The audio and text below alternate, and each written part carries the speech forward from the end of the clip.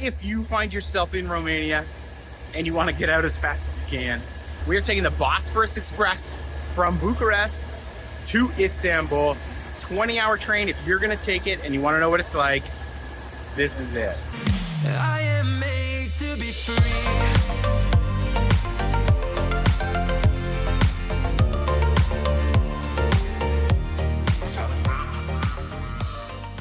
So if you're taking this sleeper to Istanbul from Bucharest, you're not actually catching a train that says Istanbul or Halkali.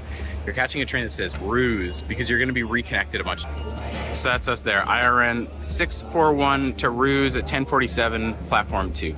Begun our journey here on the Bosphorus Express heading to Istanbul. The first locomotive that you're attached to in this train doesn't have connections to power the AC system.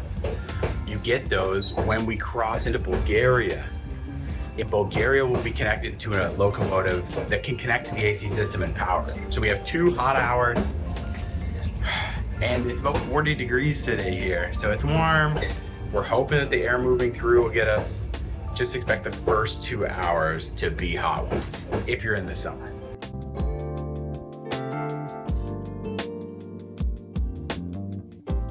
So we have 2 people in our carriage with us, of course, but there is 1 empty car. So I'm going to use this opportunity to show you what these cars in this direct from Bucharest to Istanbul train look like. So there's the 4 seats. Each has armrests on each side. Actually pretty nice. Above the seats is a garbage, a little table, your window, and then some storage. They put all the bedding and stuff up here that I've seen so far. There's storage underneath each of the seats. There's no storage above the door, above the carriage. Above the door are our controls. I don't know what this is. Old dials, controlling something. This is the only plug in the carriage. So you'd need quite a long cord. Let's pop that into 0.5. You'd need quite a long cord to get all the way up and down from there. And then this is for AC. And then you have your window breaker in case it gets too hot. When you want a bed on the upper compartment, you just pull on this and it turns into your bed. That's what your mattress looks like. It's actually like pretty decent sort of thickness. And then when you want it gone, just fold it up, and then it's the same here. If you want to turn this into the bed, you just pull it down, and now it's a bed. So it's kind of nice that the bed folds down so that you're not sleeping on the part that everybody's sitting on and sweating on all the time, especially for the first bit of this ride. It's hot. We are coming up on 2.5, 3 hours. We're just about to hit the border with Bulgaria. It's still hot. It's just nothing but fans, constantly, all the time, fanning yourself. Fanning is love, fanning is life. One thing about the cabins is they're not particularly clean. They're serviceable, but. So here we are, stopped at the border with Bulgaria from Romania, here at this metropolis's border station, where we've stopped. They've taken our passports and they've gone away with them to check them to make sure we're not, I don't know, wanted criminals.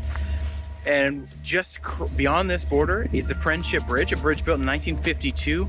Apparently it's the longest steel bridge in Eastern Europe, or Europe as a whole. On the other side of that, we'll cross into Bulgaria, where we'll be reconnected off of our diesel locomotive to an electric locomotive, where we will finally have AC. It's been about 3 hours so far, and it's been a long 3 hours, a long, hot 3 hours.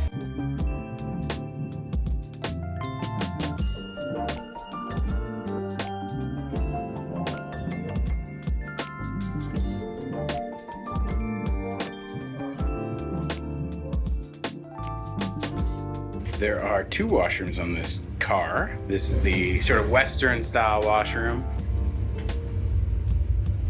Tap, turn on that. It's very warm. Paper towels. I think there's even some toilet paper in there. And there is another washroom at the front that is like the Turkish style or the squat style. We have relocated ourselves Since we crossed into Bulgaria, we connected with the train, like a locomotive that should be powering the AC, but there seems to be not an insignificant problem with the AC. Our carriage boss, kind of our conductor for this car, has been going back and forth. He spent a little bit of time yelling at the Bulgarian railway staff, so there must be something kind of up. He's been trying to reset the panels.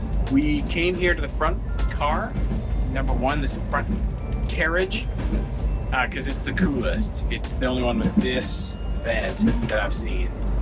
So we're just hiding out in here. Stacy's doing great. Stacy's loving it. It should be noted though that apparently the AC in these cars is unreliable. So maybe don't bank on it. If you're doing this trip, it's gonna be 40 degrees. Don't assume the AC is gonna be working great. This room will be okay for now, but we might not get to keep it the whole time. Unfortunately, you're in our comfortable car. The AC didn't last at all. So we're back to sweating. And now we've stopped. Luckily, the carriage boss was yelling at the staff of Bulgaria Railways at the last stop, so maybe they called ahead. Got somebody to, I don't know, do something. But we gotta step out and try to get some fresh air or something. We've stopped. There's our carriage car. Everybody's taking a break. The AC cut out, so everybody's just trying to get some fresh air. But it looks like we're actually being reconnected here onto this next train. Maybe this next one connecting to us will have a good strong AC for us.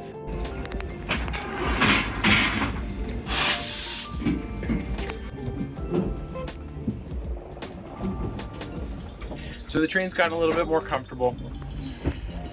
Once we switched locomotives for the second time, we now seemingly have functional AC. I'm actually in a bit of a breeze right now, which is just lovely.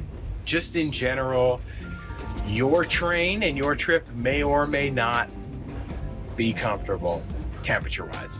Right now it's 40 degrees outside, and it will be for most of our trip along the route. If it's less than 40 degrees, the more comfortable it will be, right? If you're taking the train and it's 20, it'll be just fine.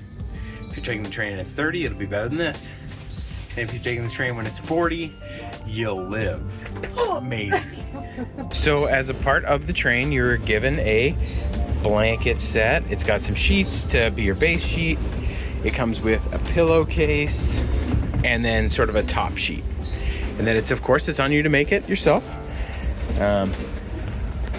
But the stuff is all up there and it's all provided.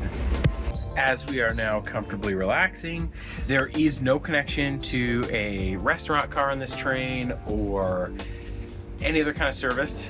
Our conductor, our carriage boss, does sell water. I was seeing on Man in Seat 61 that occasionally carriage bosses, they'll sell water, tea, coffee, just stuff like that. In this case, they were selling these, and it kind of saved our butt because we went through the multiple liters of water we already brought.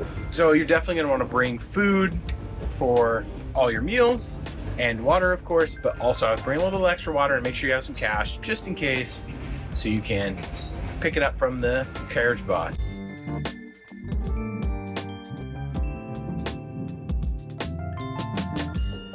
After a very hot, long day, it's coming to an end. It's coming to a close. It's quite comfortable in the car right now. Thank God. Yeah, and we get a beautiful, it's about 8:30, it's almost 9 o'clock. We're getting kind of a beautiful sunset over the landscape as we are rocked gently along the tracks into what will be our night on this train. At some point in the middle of the night, we're gonna have a border check. Oh, it is. At some point in the middle of the night, we're gonna have a border check as we enter into Turkey and leave Bulgaria. And we don't know exactly when that's gonna be. So until then, we're gonna enjoy this beautiful sunset and then fall asleep and be woken up by, I don't know, some stern border guard somewhere. Yeah. So when the air conditioning works, this train can be quite comfortable. And it's too bad because I think that the heat prevented us from enjoying out the window and actually truly enjoying like the trip so far. And now that it's cool, it'll be really nice.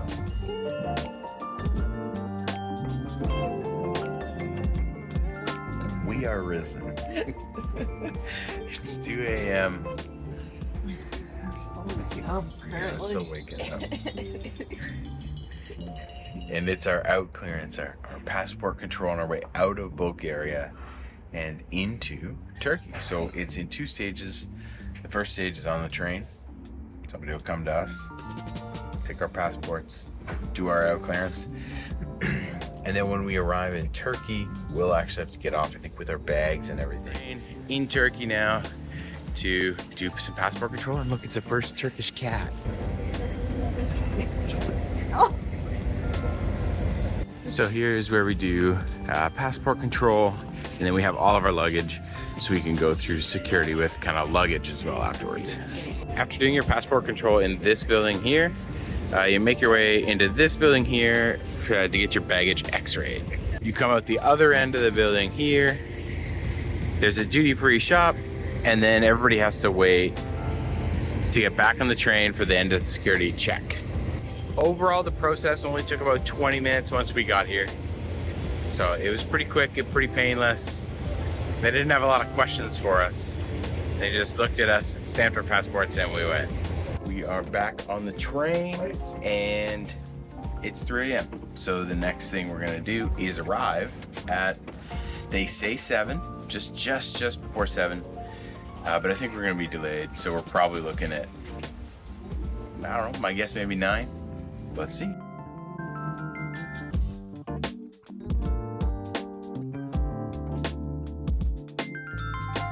So I woke up this morning, just took kind of 2 hours outside of Istanbul, and the air conditioning was off again. So it's hot again. We're close, we're just like 40 minutes away. We've now departed the Bosphorus Express here in Halkalı Station, just west of Istanbul. We're about 2 hours delayed, about 2.5 hours delayed. So if you are taking the Bosphorus Express from Bucharest to Istanbul, hopefully this is giving you a look at what you can kind of expect on board and what you can't expect on board.